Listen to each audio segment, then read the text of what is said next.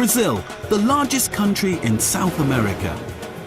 Home to the world's greatest rainforest, to the biggest river system, famous for its sun, sea and samba. Today, it's one of the world's fastest growing economies. But that development has led to growing inequalities in income and wealth. Despite many protests, it is hosting both the World Cup and in 2016, the Olympics. Football is worshipped here, like a national cult. But Brazil has another, much older religion. One that has been here since its founding by the Portuguese almost 500 years ago. Outside of the United States, in terms of numbers, Brazil is the world's largest Christian country. While church attendance in Britain has been plummeting for decades, here in Brazil, it's the opposite. I'm not a Brazilian, but I'm fascinated by this country's mixture of people, its religious history, its passion for music, and its celebration of life. And at the heart of that life is a richly spiritual existence.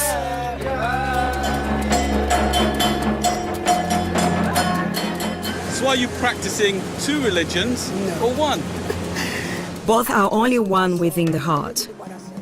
That's something that you can smell in religion here. The mixture is everywhere. I want to explore the incredible spiritual diversity of Brazil by traveling to 7 wonders. At each, I will meet people to help me understand Brazil's complex past, what it means to be part of this vibrant and exciting country, the key ingredients that contribute to the unique nature of Brazilian Christianity.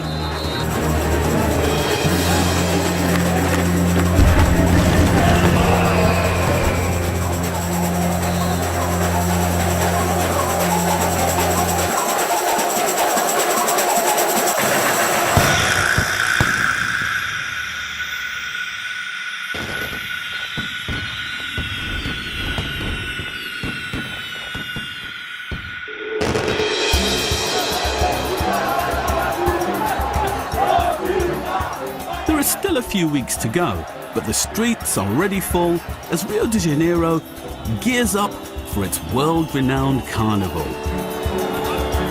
My name is Robert Beckford.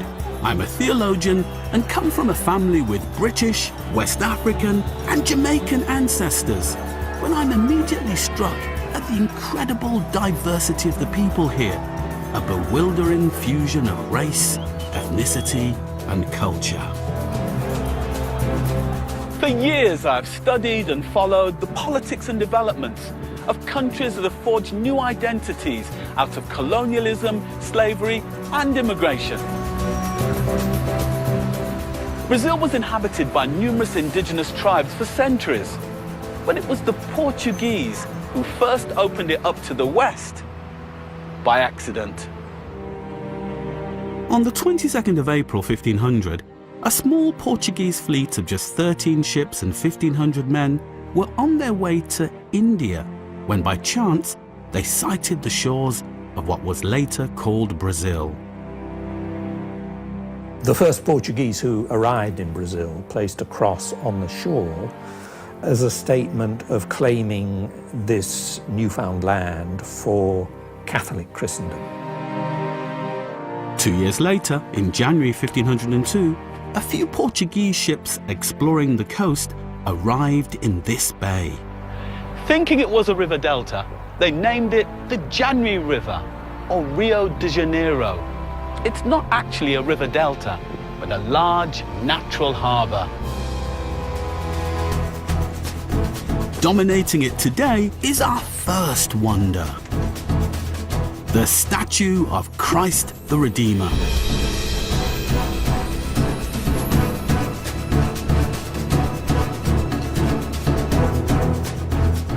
It's not just the wonder of Brazil, but also now, officially, one of the 7 wonders of the world.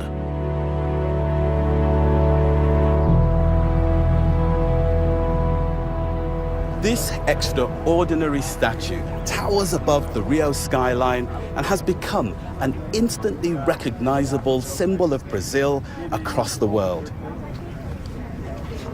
As you arrive at its feet, you see not only what an engineering marvel it is, not only the amazing view in every direction, but the grand ambition of its creator's vision. When it was originally conceived just after the First World War, Rio was Brazil's capital. A group of wealthy Brazilians feared an advancing tide of godlessness, and they wanted a big statue to help reclaim Brazil for Christianity.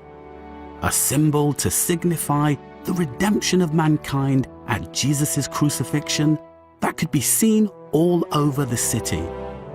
So they decided to build it on the biggest hill.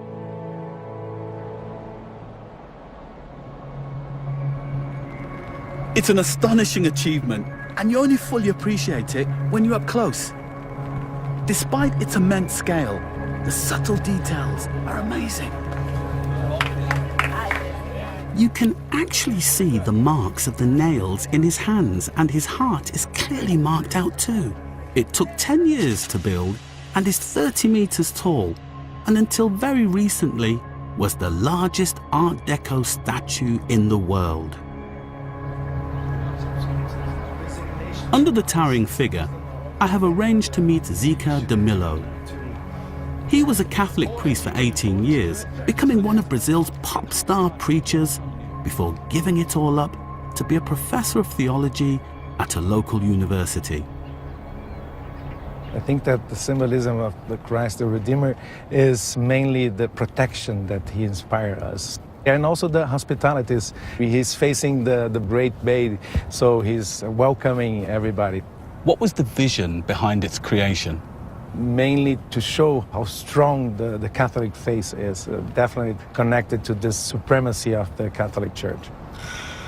Although it's meant to represent Christ at the moment of his agonizing death, its real power for me is its open arm gesture, drawing you into Brazil, a sense that anyone and everyone is welcome here.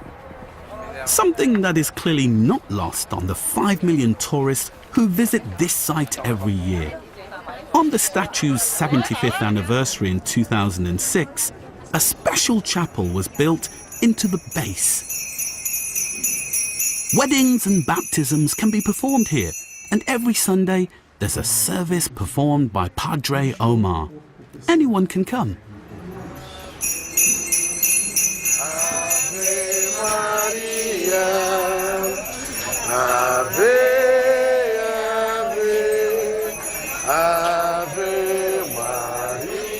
Para o Cristo, e vamos rezar juntos a grande oração, a oração que ele nos ensinou. Pai nosso que estás nos céus, santificado seja o vosso nome. Venha a nós o vosso reino. Seja feita a vossa vontade, assim na terra como no céu. Nós percebemos que esse espaço We've come to realize that this space brings a lot of symbolism. muito forte. We saw the need to reopen the chapel to become a place of prayer, of meeting God, to really sense the great meaning of Christ, the Redeemer of the universe. O Redentor do Universo.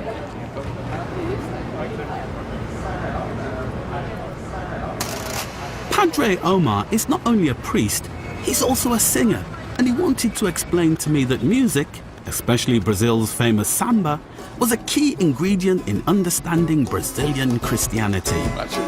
Vamos lá. Peço a Deus. Peço a Deus. Mundo cheio de paz. Peço a Deus que alcance os seus desejos. I use music as an instrument of evangelization to make the message of Jesus Christ accessible to people. I've never gone on a session. Então essa integração. So this integration between music, the samba, the Brazilian culture and the faith is of great importance to us and to our communication with the city.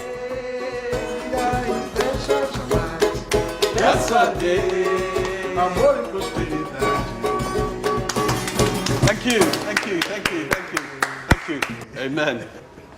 How do you reconcile bringing African traditional music, samba, to Catholicism and bring the two together? A Bíblia nos mostra. The Bible shows us that we should praise God with our body and soul. We should sing and dance in the presence of God. And in the same way, we do that, joining the musicality of Brazil and our faith. Like that, we create this important movement. Dar esse movimento importante. Samba is a very African beat. How it came to Brazil and was integrated into the culture is a key part of our story. A clue to its origins lies 1,000 miles to the north in the city of Salvador, the first colonial capital. In the center of the city lies one of Brazil's oldest colonial churches. Our next wonder, the São Francisco Church.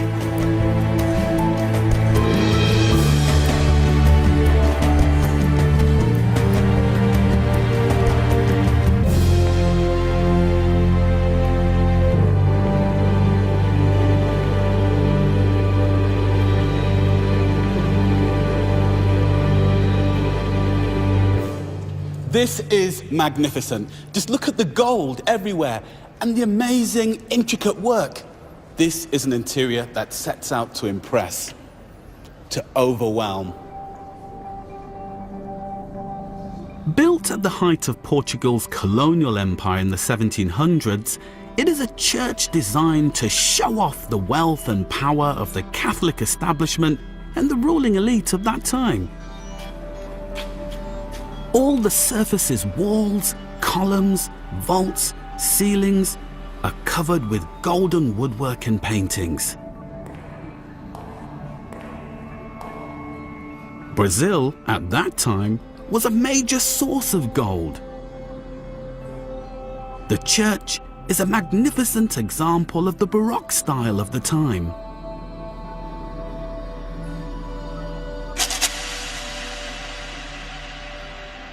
It was built in the first decade that gold was discovered in Brazil. We had plenty of gold in the country. We exported gold to the world. And that church is covered with more than 1 ton of gold. Francisco, what would it have been like to have worshipped here in the 1800s? Well, sometimes I stop to imagine it. Flowers, incense, the light of the candles, the Baroque music.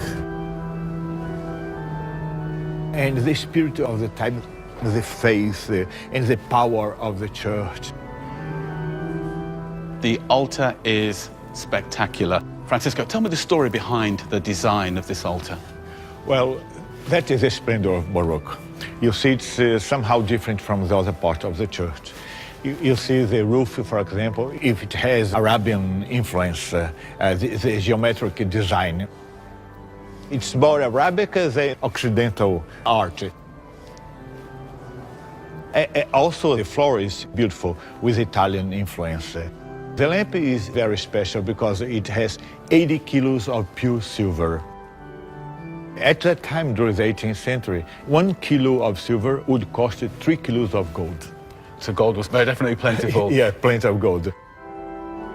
Once I read a magazine in Italy saying that San Francisco was the splendor of the Baroque of the Americas. But this church hides a darker story. When the Portuguese came to Brazil, they wanted to exploit this country for its natural resources. And for that, they needed manpower, massive manpower and cheap. They decided to import Africans as slaves. Outside Africa, Brazil had the highest number of Africans, all slaves, in the world. Slaves, when they were first brought into the country, the minute they put their feet on the ground, they had to be baptized. They had to forget, try to forget their religions and become Catholics. The slaves stood here. They were not allowed to go any further.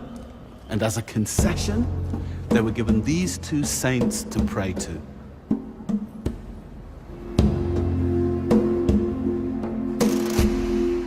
One of the worshippers at the church is Vendetta.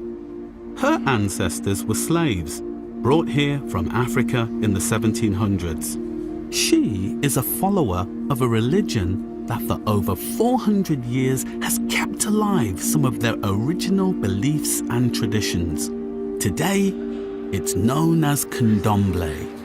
Candomblé temples are called casas, or houses, and Vendetta is taking me to one of the largest in Salvador. Candomblé is a kind of adaptation of certain aspects of popular Catholicism to an African belief system that the slaves maintained when they came to Brazil.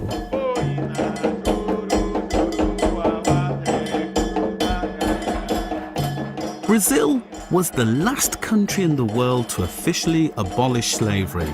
Until very recently, Candomblé followers could not openly perform their rituals and practices. Candomblé became the focus of police repression. Candomblé sects were very often raided by the police. That was at a period of time when Brazilian governments wanted Brazil to become a kind of European country. The head priestess told me that to avoid persecution, they even had to conceal their religious icons behind statues of Christian saints.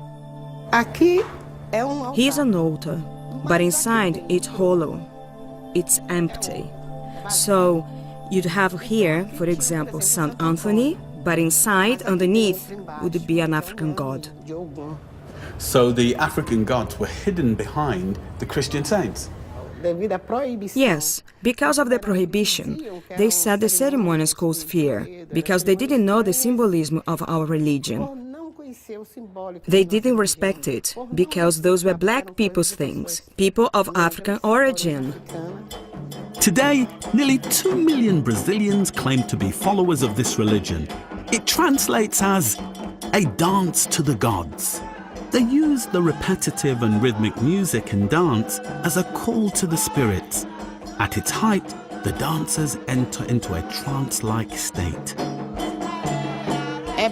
It should be made very clear that we understand that religion for us is an expression of spirituality, Christianity, Candomblé, Spiritism. These are the same with different names, but the great essence is religiosity. It's the feeling.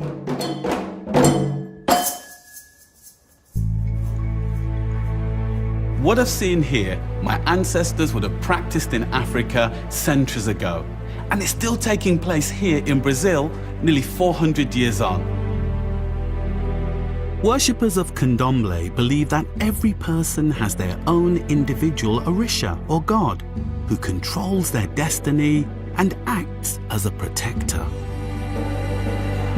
Vendetta invited me to the beach to offer thanks to hers.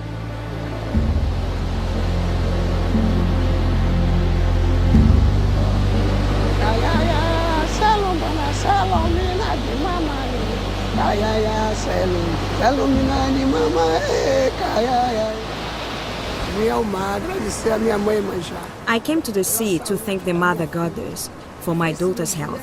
She went through a surgery, and I asked for her to come out unharmed, healthy and strong. Whenever I have a health problem or difficulties in the family, I seek her help, who is the mother of all Orishas.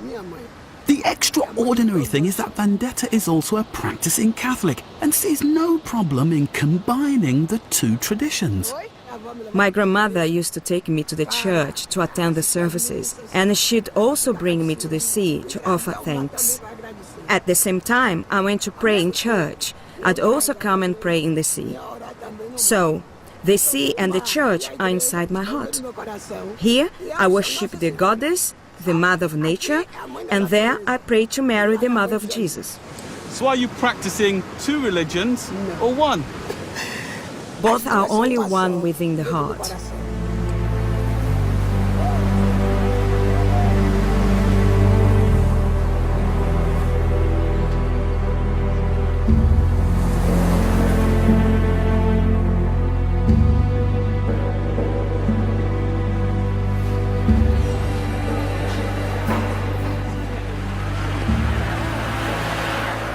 like Bandetta's ancestors, mine were slaves too.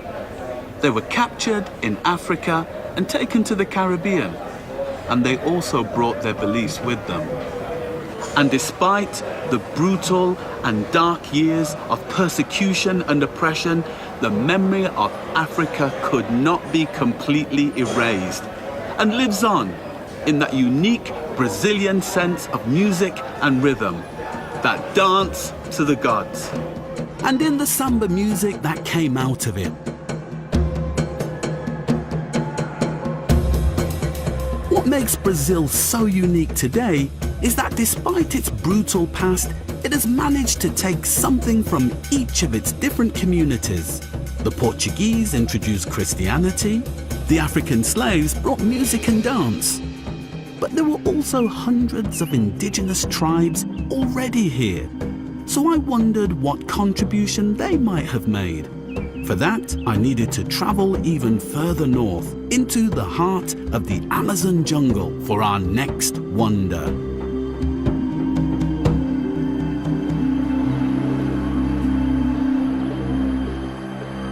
Here, in the most unlikely of places, in the city of Manaus, at the heart of the Amazon rainforest, stands this grand building. The Teatro Amazonas, or the Amazon Theatre and Opera House.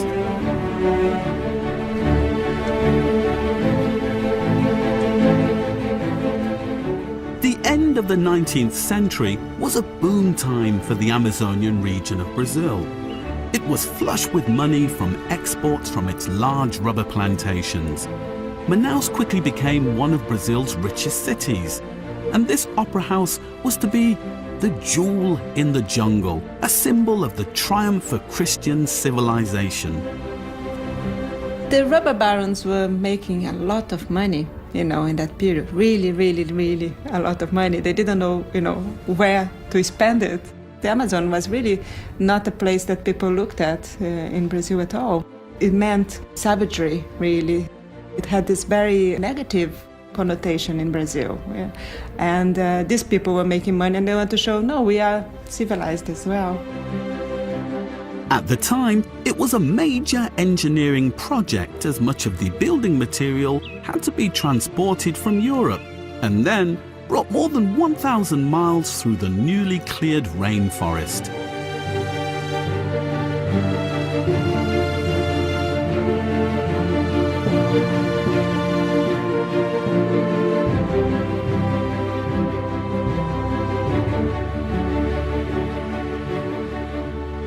Built in the 1890s by the immensely rich rubber barons, mostly European immigrants, it was an attempt to reproduce the grandeur of a bygone age, a little bit of European splendor in the middle of the Amazon.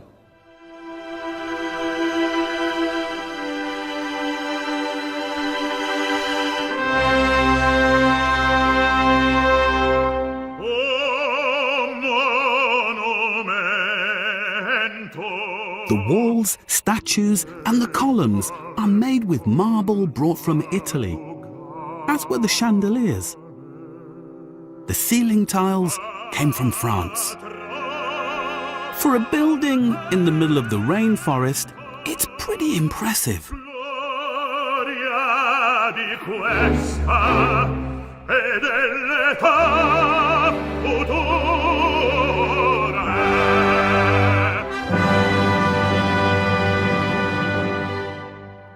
In its heyday, this was full of the great and good of the city.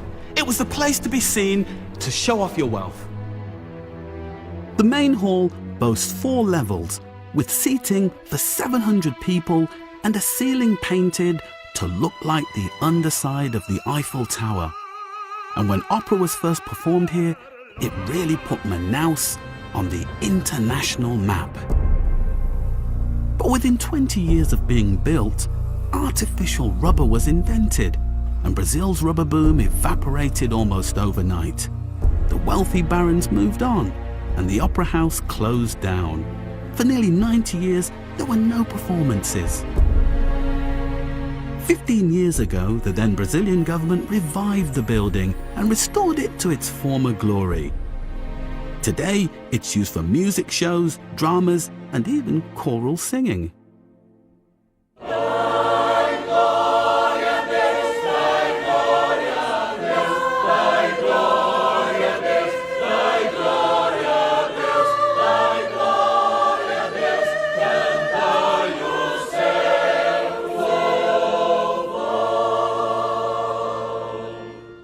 The Opera House is now also used to promote Brazil's indigenous cultures. Fidelis is an indigenous Indian and has also become a famous Brazilian actor. What does this venue mean to you? Nowadays, there is a tendency to pay more attention to our local culture, and that has brought more indigenous people in here, and they feel this is theirs. Although our ancestors labored here, today we feel the Amazon theaters is also ours, and has become a part of the life of the people. This place was built by Europeans to explore their culture and their religion. What's your religious tradition? I live between two worlds that I understand as religion today. I mean, the world that I live here, the churches, the choirs in the churches, and the world of my own childhood, where I was born, which is the world of my ancestral religion. So it's basically that, one foot in the city and another foot in the tribe. One day I'm inside a church watching a choir with the priests, and the next day with the shaman. I mean, these two worlds are what makes us Indians today.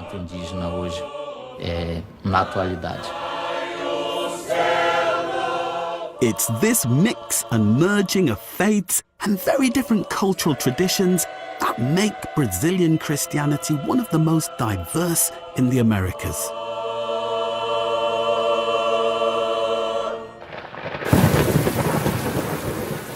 The early Portuguese missionaries used Manaus as a starting point in their attempts to convert the many indigenous Indian tribes living in the rainforest. It was the Jesuit priests who managed to stop the many massacres that took place as the early settlers opened up the forest.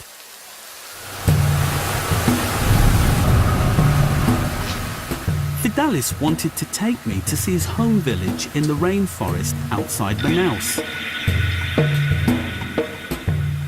There are still more than 800,000 Brazilians who identify themselves as Indians, divided into 200 different tribes, many with distinct languages. Most live along the rivers of the Amazon rainforest. Many practice a mixture of Catholicism and their own ancient traditions. Can you show me around? I'm looking forward to seeing more. Vamos, eu vou lhe apresentar aqui o cacique. Aqui existem aproximadamente 10 famílias que moram aqui. 10 famílias de indígenas do povo dessano. What are your spiritual beliefs?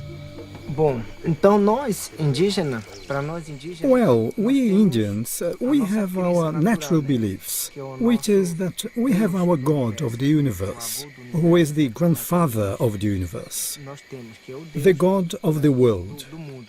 So it's the only God we believe to be God. But we also believe that when we live in this world, we came from another, the first indigenous world. We transformed ourselves into this material world. And we will die here, and we believe we then go back to the mythological world, from which we can transform ourselves again into another species. You can be an animal, or you can be a woman in a different time. So that's what we believe. But we believe in God. We are also Catholics. And so we believe that God exists, but within our Indian mythology. That's what we believe. Mitologia indígena é dessa forma que nós acreditamos. Indian beliefs in the souls and investing nature with symbolic importance also mixes with Portuguese Catholicism in those areas where there were large numbers of Indians being brought into Portuguese colonial society.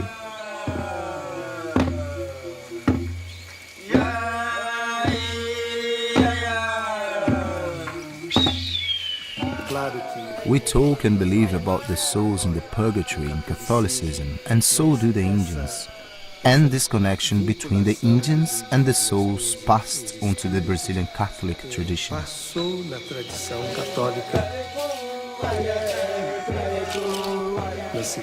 On Monday you go and light candles to the souls. All this comes from the Brazilian indigenous world.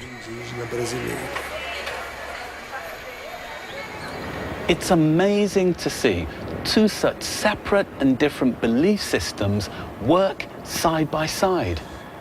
The Indian chief had no difficulty in equating his belief in the everlasting nature of spirits with Christianity's belief in the soul. For me, it's this fusion of religious beliefs, this willingness to mix the best of both worlds, holding on to the integrity of the Indian past without denying the importance of Christian belief. That is another key ingredient in Brazil's own brand of Christianity.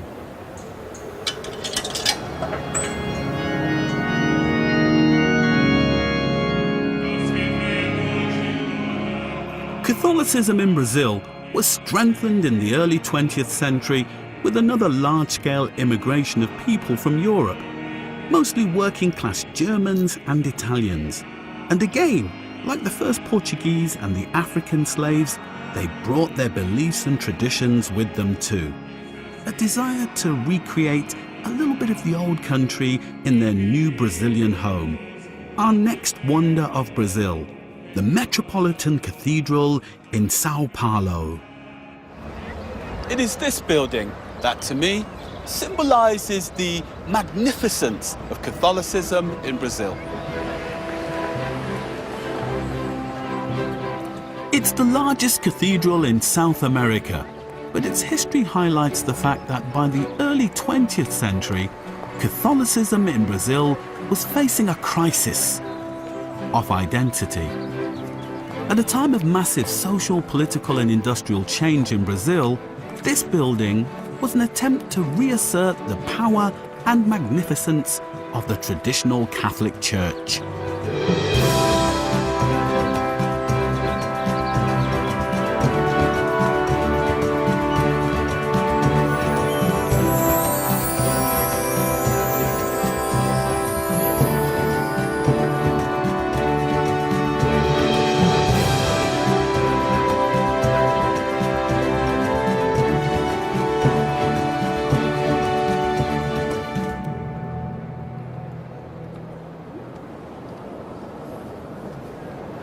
This neo-Gothic cathedral could be in almost any large industrial city in Europe. It was designed by German and Italian architects. Its dome is a copy of the one in Florence, and its marble and organ were imported from Italy too. So it seems as if there's a bit of a crisis of identity going on here. Is it really Brazilian or European? It was a choice. It was a choice perhaps slightly misplaced in time because this cathedral was built in the 20th century. It was decided that the church would be monumental, large, in a beautiful style that would also say something about the architectural tradition of the church, of the history of the church. And that is why a new Gothic church was built here. To be Brazilian is to always try to be European. You know, it's part of the Brazilian dilemma. To be civilized is to be European. You just have to choose which part of Europe you're going to emulate.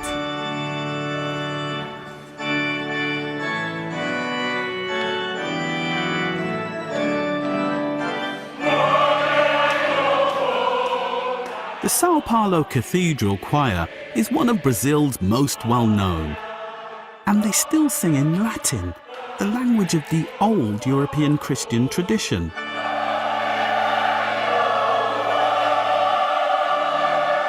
Ronaldo Santovano is the choir master. Really amazing. Can you tell me, what were you practicing?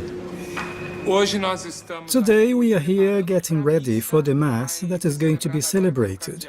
We have weekly rehearsals. Everyone here is a volunteer. They are the soul of our choir. He is also the man in charge of an elaborate bell-ringing system in the cathedral. I noticed in the practice you were singing in Latin. I just wondered, do you always perform in Latin or do you sometimes sing in Portuguese? We are inside a cathedral where we can't forget that music in our own language is very new for our church. It's only 50 years since the Second Vatican Council allowed us to have music in Portuguese. But we can't forget the tradition of sacred music in Latin, the Gregorian chant, the great sacred music from the past.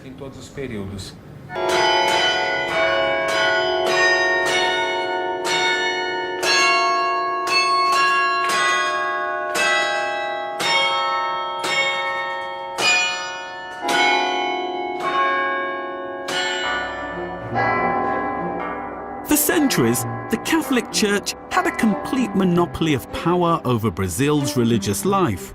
But in the mid-19th century, many of the restrictions were lifted, and a new wave of Christian missionaries started to arrive from abroad. Many came from the United States, and one group built their first church here in Rio de Janeiro. Our next wonder, the Igreja Presbyterian Cathedral.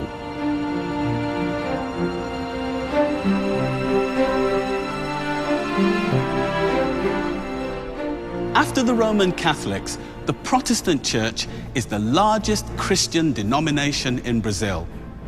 But it wasn't always like this. For hundreds of years, during the Portuguese colonial rule, Protestant churches were severely persecuted. Today, they are the fastest growing of all the Christian churches, with nearly 1 in 5 Brazilians now claiming to belong to some form of Protestantism.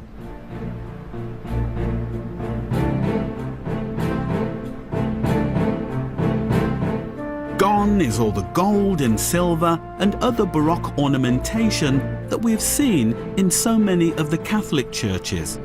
The Protestant Reformation was brought about by a desire for a simpler, purer form of worship, a rejection of the pomp and pageantry of the Catholic Church. And you can really see it here. You know, this, one of the oldest Protestant churches in Brazil, is so different in its simplicity and style, in contrast to the Catholic churches here. But what was so radical about this cathedral was not what was in it or how it was decorated, but its very existence as a public place of worship, as until then, only Catholics had been allowed to build churches. The official religion was the Roman Catholic, and all the other religions, Jews included, were not permitted to build buildings in church style, only as a house. When the Republic was proclaimed in Brazil, of course there was separation between church and state. Then we could build a building as church. Is the Presbyterian tradition in Brazil growing?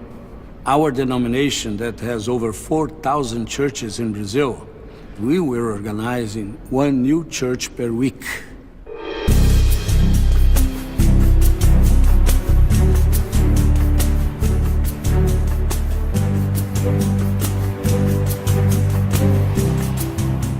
Today, Protestantism in Brazil is divided into hundreds of different denominations.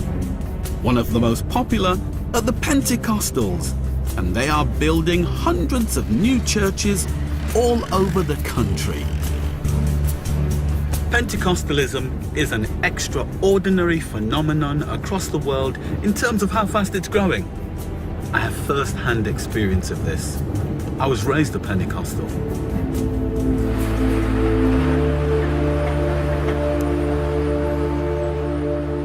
Pentecostals dispense with many of the more traditional forms of worship and emphasize a more direct relationship with God. They are now the fastest growing denomination in the country, doubling their numbers to nearly 50 million believers in the last 30 years. Pastor Samuel Ferreira is one of Brazil's most famous Pentecostal preachers and leads this church.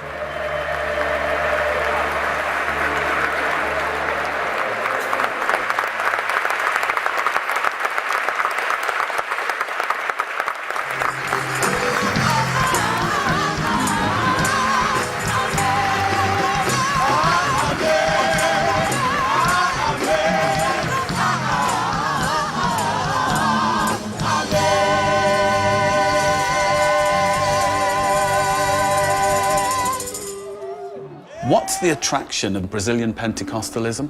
O mundo pentecostal. The Pentecostal world, the Pentecostal doctrine, and the Pentecostal church brought God much closer. They made God real. Nowadays, you go to a Pentecostal church because you want to feel God. You want to worship God. That's why you see people crying, people raising their hands, people of all ages. Levantadas das mais diferentes idades.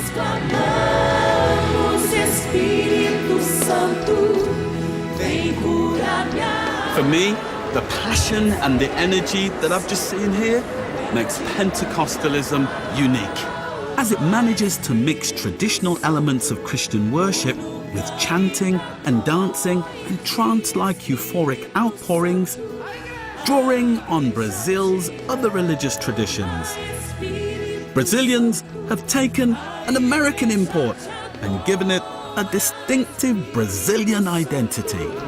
Sem tua presença, Espírito Santo, nós não viveremos, Espírito Santo, queremos profetizar. I think that Pentecostalism is doing well in Brazil for different reasons. Mainly, I think that the sense of community is something very important. They work a lot in poor areas, so they give them sense of belonging to a community. Also the propaganda, the way they work very professionally, so they have the targets to achieve. And another thing, I think that we love parties, we love the festivals. So and Pentecostal churches and charismatic movements are all about being happy, singing a lot, clapping hands, and we are very good on that. And that I think that's a big part of it. Espírito Santo, a igreja te adora, Espírito Santo. This is definitely not the sedate, hallowed Christianity of the state. It's the noisy, passionate Christianity of the people. Hallelujah! Oh, hallelujah! And its growing popularity is a major worry for the leaders of Brazil's Catholics. É fenômeno cultural. It is a cultural phenomenon, which takes place at a time of very big cultural changes, where people feel self-governing and want to be self-governing in their choices. I certainly look at this situation with some worry. Com alguma preocupação.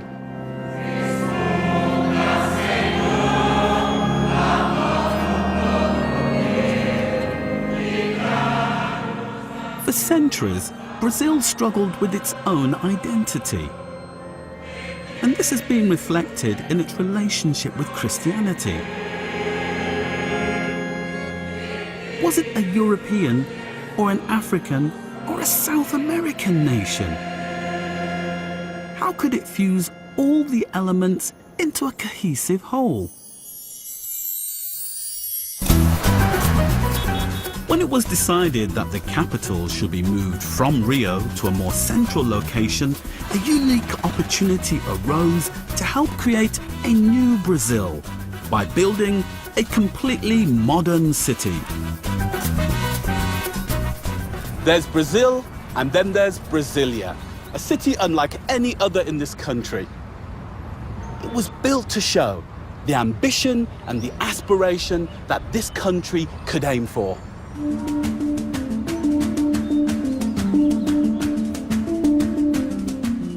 The city was built in the 1950s as a showpiece of the very latest in building design and urban planning. It has now been designated a UNESCO World Heritage Site because of its modern architecture. And at its heart is a completely new cathedral, our next wonder of Brazil, the Metropolitan Cathedral of Our Lady Aparecida. These four figures, Matthew, Mark, Luke, and John, mark the continuity of a religious tradition, but the building and the landscape don't. The style suggests to me that religion has moved on.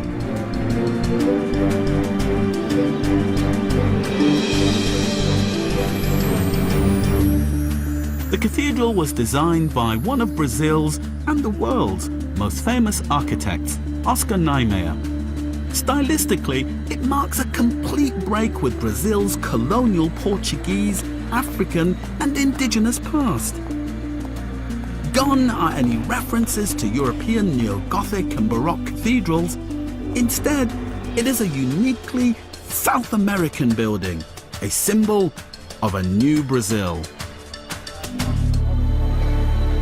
On this journey, I've seen some wonderful buildings, places of worship, sites that reflect the history of this country. But this is so different. This is of the Brazil of the present and of the future.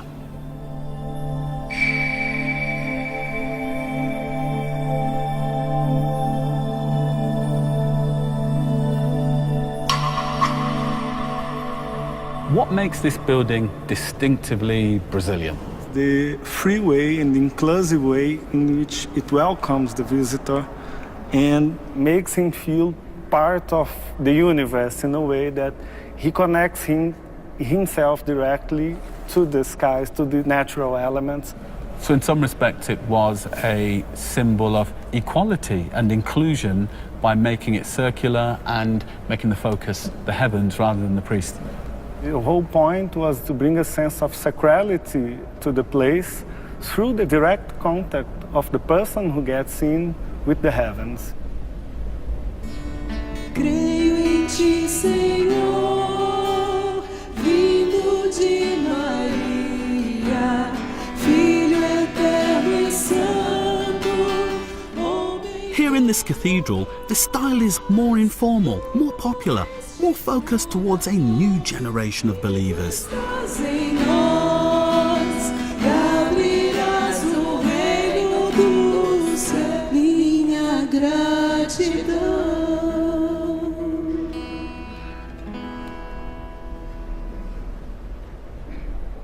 In this space, the light pouring in, the colors, the angels up there. I think this is what Catholicism here is hoping for.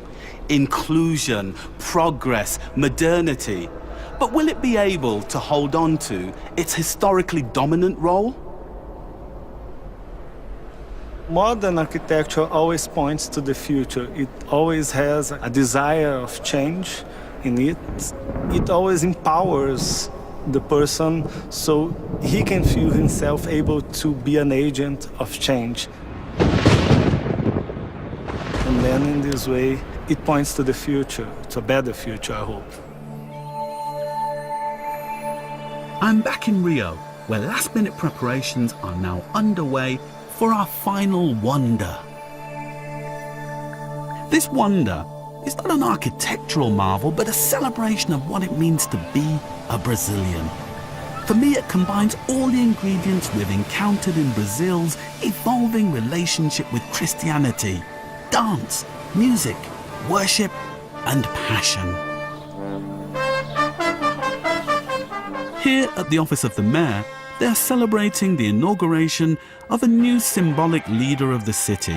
Wilson Neto recebe a chave da cidade das mãos de Sua Excelência, que é o prefeito da cidade, ao som da marcha hino do Rio, Cidade Maravilhosa. com a Banda Sinfônica do Rio de Janeiro, da Guarda Municipal. Every year, a figure known as King Momo is selected from a number of hopefuls. Traditionally a tall, fat man, a figure of mockery, satire, and fun. He's been chosen to lead our final wonder of Brazil, the Carnival. The handing over of the keys to King Momo symbolizes his reign over the city and the beginning of the festivities.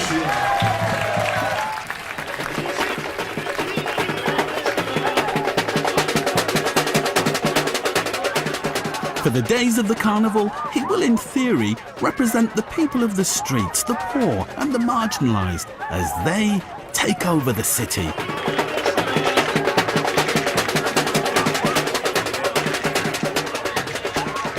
Subversive. It's very subversive somehow. It's the one day that even the poor people is going to be like kings. We always want to celebrate and this kind of cathartic movement that, and it's very religious because of that. The origin of Carnival, it's the name Carnevale. It's like just saying goodbye to the meat because you're going to start the land. It's ancient and it's very religious because of that, so it's also very Christian.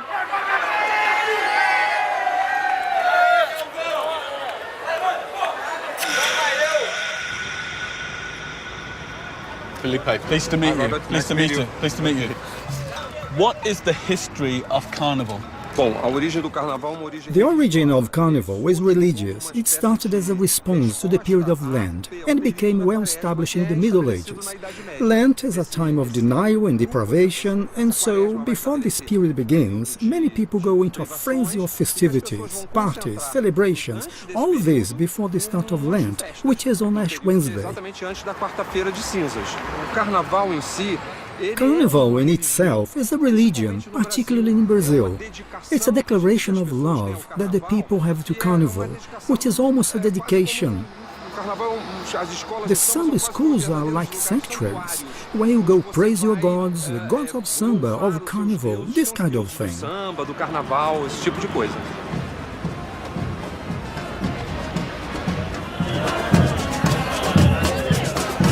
Every part of the city is involved in the festivities. Neighborhoods organize street parties and processions that often have special themes. This one pays homage to ancient Egyptian gods.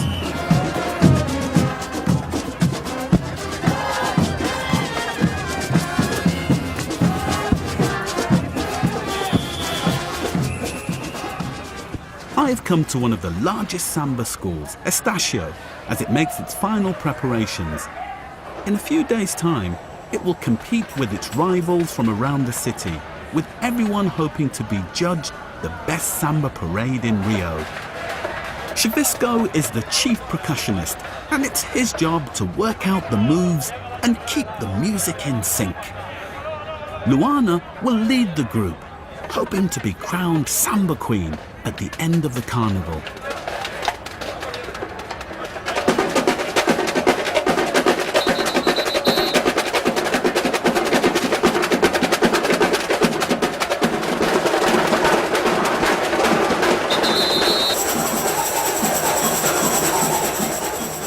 At the heart of every carnival procession is, of course, that unique Brazilian blend of samba, music, and dance.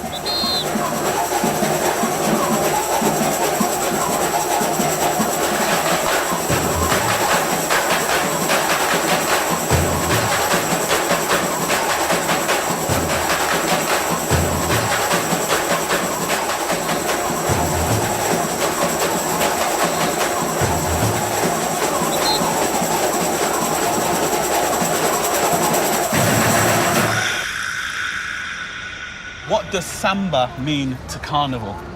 Samba is like the Brazilian soul of Carnival. Carnival is not a Brazilian celebration, it's European. It was born in Middle Age Europe. But here in Brazil and in Rio de Janeiro, it has acquired this Brazilian soul. Samba is what defines Brazil during the Carnival.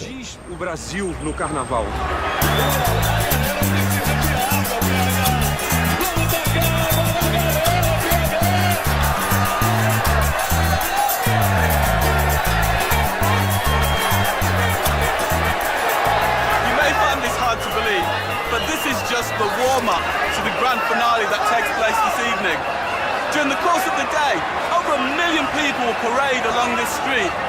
It's incredible.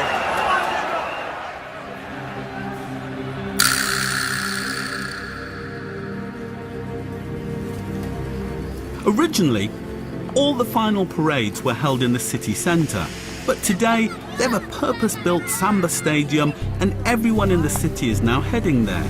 The competition is fierce, and every samba school's parade will be judged on aspects of their themes, music, costumes and dance. Despite the fun, it's serious stuff for the competitors. How are you feeling? A bit tense about going into the stadium, but that's normal. Now we must try and keep cool so we can guide this wonderful percussion band. But I'm sure that we're going to do a great performance. Most people coming to Carnival or watching on television just want to enjoy the world's biggest street party.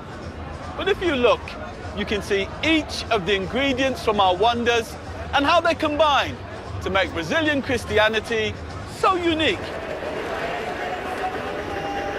I think that religion is very present in Carnival. This kind of euphoria, this kind of proclaiming that life can be different somehow, even if just for 4 or 5 days. That's a very religious and powerful movement. It's something that changes you. You can feel the energy. It's something transcendent. Good to see you again. How'd you feel? It's a lot of emotion. My heart is racing. We are very confident. We have rehearsed a lot. Our school is coming to fight for the title and we are sure to be champions. All the best. Good luck. Brazilians have taken all the diversity, the mixture, the amazing fusion of cultures that makes this country so different and used them to transform the Carnival into a uniquely South American event. Carnival today has become an expression of Brazilian culture and identity, and it's taken on a life of its own.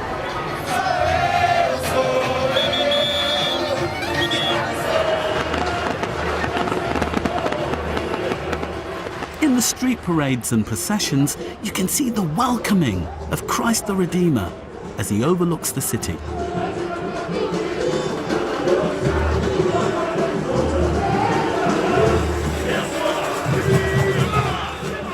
In the wild and colourful costumes, you can see the glitz and decorations that adorn the old Catholic churches, like the one in Salvador. With the incredible beat and rhythm of the samba, you can see the dance to the gods that the African slaves brought with them.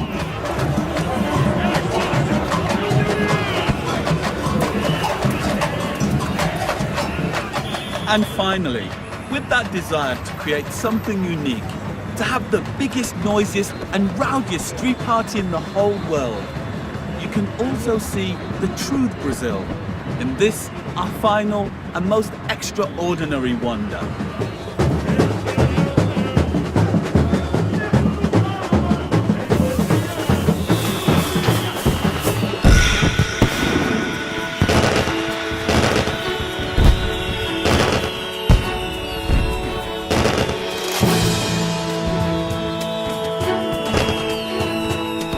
Brazil's other religion tomorrow. Live coverage of the World Cup, Germany against Ghana on BBC One at 7:30. We're on the road here on BBC Two on Sunday, a taxi driver's worldview with brand new A Cabbie Abroad at 9. And next tonight, colourful comedians Susan Calman, Lisa Tarbuck and Sandy Toksvig join in a kaleidoscopic QI.